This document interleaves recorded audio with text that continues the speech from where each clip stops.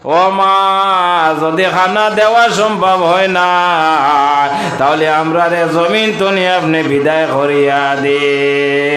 এই পণ্ডিতে কইলা, ও বোন, তুমি কইতা গিয়াইছো তোমারে পরিচয় ভাইয়ারা না, তবে একটা কাজ করো, আমার বাড়ির মধ্যে তুমি যাও, খানা খাইবাই, কোনো অসুবিধা নাই।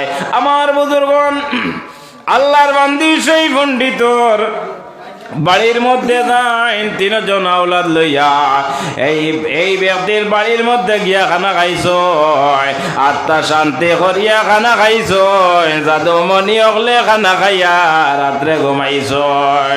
ও সময় আগর যে ব্যক্তি ছিলা, যে আমির সাহেব ছিলা, সেই আমির সাহেব রাত্রে ঘুমাইছ। ঘুমানি পরে সপন যুগে দেখতে পাই মুহাম্মদুর রাসূলুল্লাহ সাল্লাল্লাহু আলাইহি ওয়াসাল্লাম রে স্বপ্নে দেখতেছ, আল্লাহর হাবিব আলাইহিস সালাতু সালাম একটা উঁচা বিল্ডিং এর মধ্যে উপরের মধ্যে দাঁড়াই গেছ। আল্লাহর বান্দায় ফরমায়, ইয়া রাসূলুল্লাহ, এই গরিবটা কার? আল্লাহর হাবিবে ফরমায়, নো যুবক, এই গরিবটা এমন একজন মানুষের আছে, তুমি বুঝতাই নাই।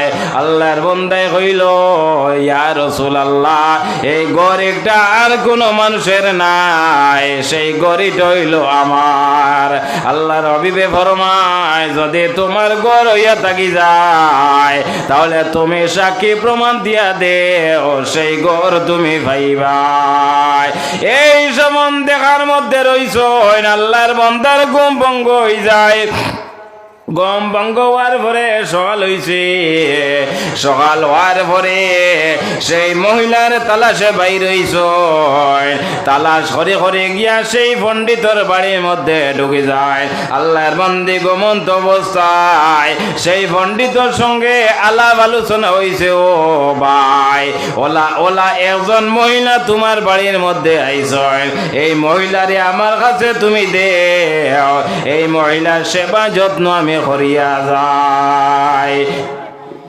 মাশাআল্লাহ। ফরমায়, নো ভাই, এই মহিলা এবং তিনজন সন্তান তুমি আমার হাওলা করিয়া দিলাও।